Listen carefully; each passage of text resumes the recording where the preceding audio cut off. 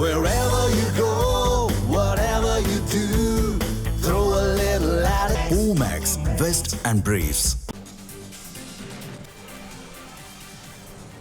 தற்பொழுதைய ஒரு அண்மை செய்தி.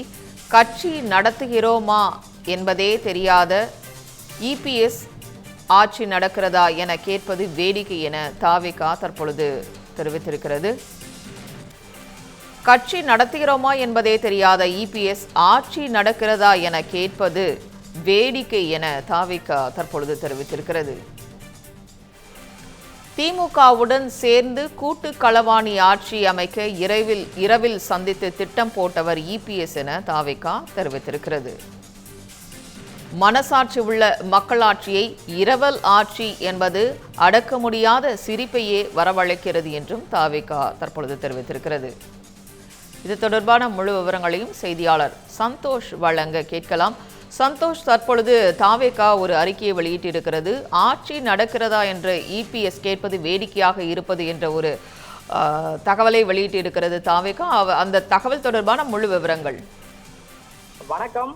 காலை ஓமலூரில் அதிமுக பொதுச் செயலாளர் எடப்பாடி பழனிசாமி தாவேகாவை விமர்சித்து பல்வேறு கருத்துக்களை கூறியிருந்த நிலையில் அதற்கு பதிலடி கொடுக்கக்கூடிய வகையில் தாவேகா தரப்பிலிருந்து தெரிவித்திருக்கின்றனர். குறிப்பாக கட்சி நடக்கிறதா, கட்சியை நடத்துகிறோமா என்பதே தெரியாதவர் ஆட்சி நடக்கிறதா என்று கேட்பது வேடிக்கையாக இருப்பதாகவும், திமுகவுடன் சேர்ந்து கூட்டு களவாணி ஆட்சி அமைக்க இரவில் சந்தித்து திட்டம் போட்டவர் மனசாட்சியுள்ள மக்களாட்சியை இரவல் ஆட்சி என்பது அடக்க முடியாத சிரிப்பை வரவழைக்கிறது என்றும் விமர்சனம் என்பதை செய்திருக்கின்றனர். குறிப்பாக அவர் அதிமுக பொதுச் செயலாளர் எடப்பாடி பழனிசாமி தெரிவிக்கும் போது, அவர்கள் பெரும்பான்மையாக இல்லை என்ற ஆட்சிக்கு 4 கால்கள் வேண்டும், ஆனால் அவர்களிடம் 3 கால்கள் தான் இருக்கிறது என்றும் அப்பட்டமான பொய்களை சொல்லி இந்த எம்எல்ஏக்களை விலைக்கு வாங்கி ஆட்சியை நடத்துகிறார்கள் என்ற ஒரு விமர்சனம் என்பதையும் முன்வைத்து பேசியிருந்தார். குறிப்பாக அதற்கு பதிலளிக்கக்கூடிய வகையில் தான் இந்த தாவேகாவினுடைய அறிக்கை என்பதும் இருக்கிறது. கொடநாடு கொலை வழக்கு பற்றி பேசினாலே நடுங்குபவர்கள் எல்லாம் டிவிகே அரசு பற்றி குறை கூறுவது உதிர் சிரிப்பு காமெடி என்றும் விமர்சனம் என்பதனை செய்திருக்கின்றனர். கட்சியே பீஸ் ஆகி வருவது என்று தெரியாமல் காமெடியாக பேட்டி தருவதை விடுத்து கட்சியை காப்பாற்றும் வேலையை பார்க்கட்டும் என்ற பதிலடி என்பதையும் கொடுத்திருக்கின்றனர்.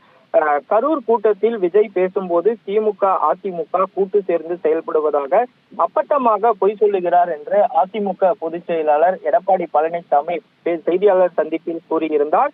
அதற்கு பதிலளிக்கக்கூடிய வகையில் தான் இந்த இரவல் ஆட்சி என்பதனையும் அடக்க முடியாத சிரிப்பை வரவழைக்கிறது என்று தாவேகா கடும் விமர்சனத்தை எடப்பாடி பழனிசாமி மீது வைத்து தற்போது பேசியிருப்பது குறிப்பிடத்தக்கது.